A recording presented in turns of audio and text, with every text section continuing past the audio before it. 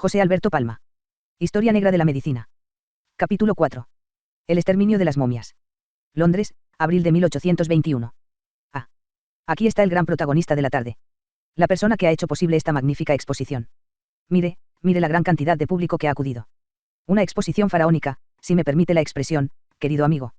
Créame, Belzoni, cuando digo que es usted uno de los más grandes exploradores de todos los tiempos. Mi querido amigo Smith, no hace usted más que adularme con sus injustificados halagos, cuando es usted uno de los más grandes poetas que ha parido Inglaterra. En realidad, gran Belzoni, yo no me considero más que un mero corredor de bolsa que, en sus ratos libres, escribe unos versos de poca calidad. Debería estar usted muy orgulloso. Con la célebre tumba del faraón Seti que nos ha traído a Londres se ha ganado usted la popularidad de toda la ciudad. Es posible, según dicen, que incluso el rey Guillermo venga a visitarla.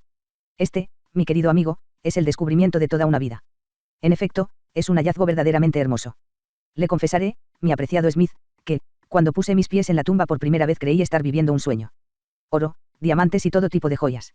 Y las paredes decoradas con los más vivos colores. Fue algo realmente soberbio. Pero ¿por qué no ha traído la momia, Belzoni? Sencillamente porque no la encontré. Es posible que se halle en alguna tumba cercana, colocada estratégicamente de esta manera por los sucesores de Seti para evitar que fuera saqueada por ladrones de tumbas. Pero, dígame, Belzoni, usted ha encontrado otras momias egipcias, ¿no es así? Querido Smith, a lo largo de mi carrera, he tenido la desdicha de encontrar cientos de momias egipcias en perfecto estado de conservación. Y discúlpeme la indiscreción, pero ¿cómo podría uno hacerse con una de esas momias? Deje que me ocupe de eso, amigo Smith. Puedo conseguirle una momia de gran calidad a muy buen precio. Si usted me consigue algo de semejante perfección, querido Belzoni, estaría dispuesto incluso a dedicarle uno de mis poemas. Imaginamos que un diálogo similar tuvo lugar y que el poeta Horace Smith compuso de esta manera su Oda Address to the Mummy at Belzoni's Exhibition, que, según algunos expertos, es uno de los mejores poemas jamás escritos en lengua inglesa. Pero ¿para qué querría Smith una momia egipcia? ¿Y quién fue el gran Belzoni? La vida de Giovanni Battista Belzoni bien merece una película de aventuras. 1. Nacido en Padua en 1778, Belzoni estudió primero ingeniería hidráulica en Roma para luego hacerse monje capuchino. La ocupación de Italia por tropas napoleónicas le animó a marcharse a Holanda en 1800, donde se ganó la vida como barbero.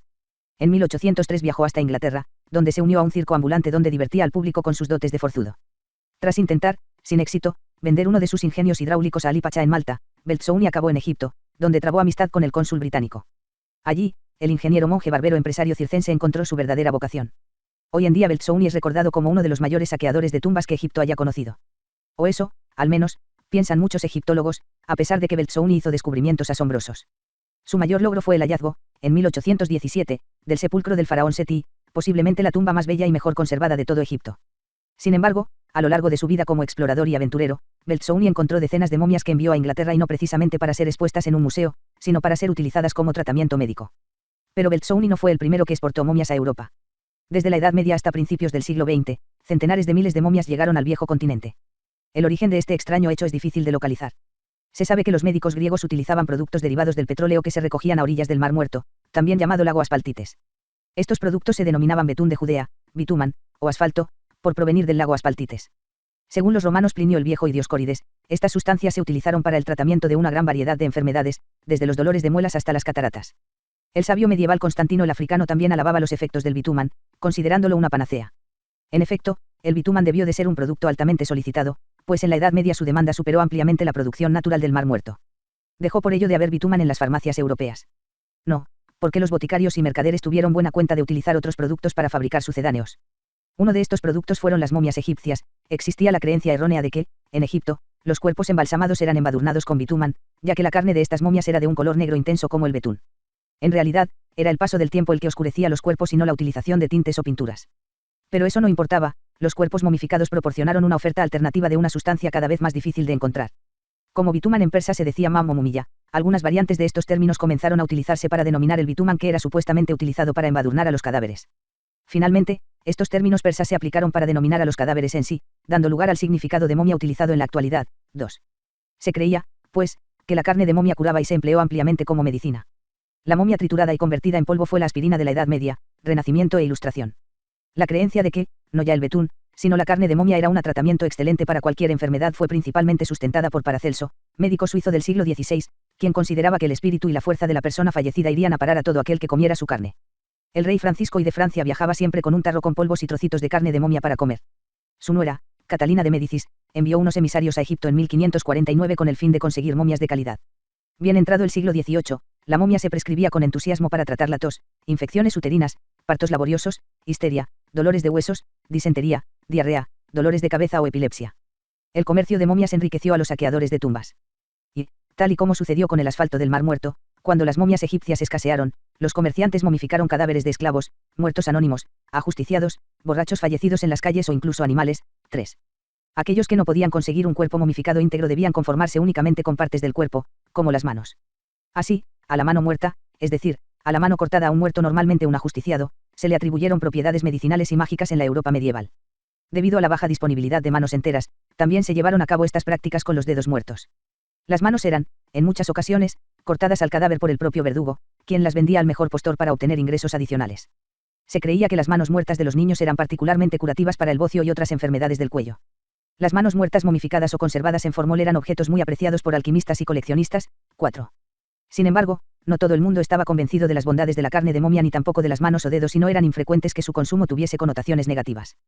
Shakespeare lo menciona en Macbeth, cuando las 3 brujas añaden momia de bruja, sacrílegas manos de un infame judío y los dedos de un niño ahogado al nacer a su pócima de los horrores, junto con lengua de perro y otros ingredientes insólitos. Algunos médicos también compartían este rechazo. El alemán Leonard Fuchs consideraba la momia humana como algo indigno, denunciando los tratamientos que incluían materia cuyo origen son los cadáveres obtenidos de ruedas de torturas, mezclados con las heces de otros cadáveres, en lugar de utilizar aloe o mirra. El médico francés Ambroise Paré se negaba a prescribir momia porque no solo no producía efectos beneficiosos, sino que ocasionaba dolores de estómago, vómitos y mal aliento. A mediados del siglo XIX, cuando las teorías de Paracelso cayeron definitivamente en el olvido y el pensamiento científico se consolidó, el polvo de momia desapareció de las boticas, aunque siguió formando parte de los manuales médicos hasta principios del siglo XX, tal y como muestra la edición de 1908 del manual Merck. Desde entonces, en vez de comérselos o bebérselos, los europeos utilizaron los polvos de momia para pintar. De hecho, con aglutinante y clara de huevo, el polvo de momia se convertía en una pintura marrón denominada marrón egipcio o marrón momia, muy apreciada por los pintores por su brillo y porque no se agrietaba con el paso del tiempo. El pigmento marrón alcanzó gran popularidad en el siglo XIX. Fue, por ejemplo, uno de los pigmentos utilizados por el pintor Eugène Delacroix para la decoración del antiguo ayuntamiento de París destruido por un incendio en 1871. Casi con toda seguridad fue utilizado por el francés Martin Droguin en el óleo El Interieur de une Cuisine, 1815, que puede admirarse en el Louvre. 5. Pero también el uso de la momia como pigmento llegó a su fin. En 1848, empujado por su aversión al materialismo que impregnaba las artes en una Inglaterra industrializada, un grupo de poetas y pintores formó la Hermandad Prerrafaelita. Buscando la pureza que les permitiera crear y que habría existido en una ideal Edad Media, los prerrafaelitas escaparon de un mundo en decadencia y se impregnaron de ideas místicas y nostálgicas.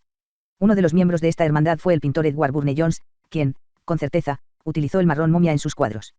Según describe su mujer georgiana en sus memorias, el pintor Lawrence Alma Tadema y su familia estaban comiendo en casa de los Burne-Jones un apacible domingo. 6. Ese día fue recordado por todos nosotros como el día del funeral del tubo de pintura marrón momia. Estábamos sentados todos juntos almorzando, los hombres hablaban acerca de los distintos colores que usaban cuando el señor Alma Tadema nos sorprendió al decir que había sido invitado a ver a una momia que se encontraba en el taller del fabricante de pinturas antes de ser convertida en pigmento. Edward rechazó la idea de que el pigmento marrón tuviera algo que ver con una momia, pero, cuando Tadema le aseguró que así era, se levantó y se dirigió a su estudio volviendo segundos más tarde con un tubo de pintura en sus manos, insistiendo en que debíamos darle un entierro digno. Excavamos un pequeño agujero en el jardín y todos observamos cómo Edward colocó el tubo de pintura con sumo cuidado. El lugar fue marcado por una de las niñas que trasplantó una mata de margaritas.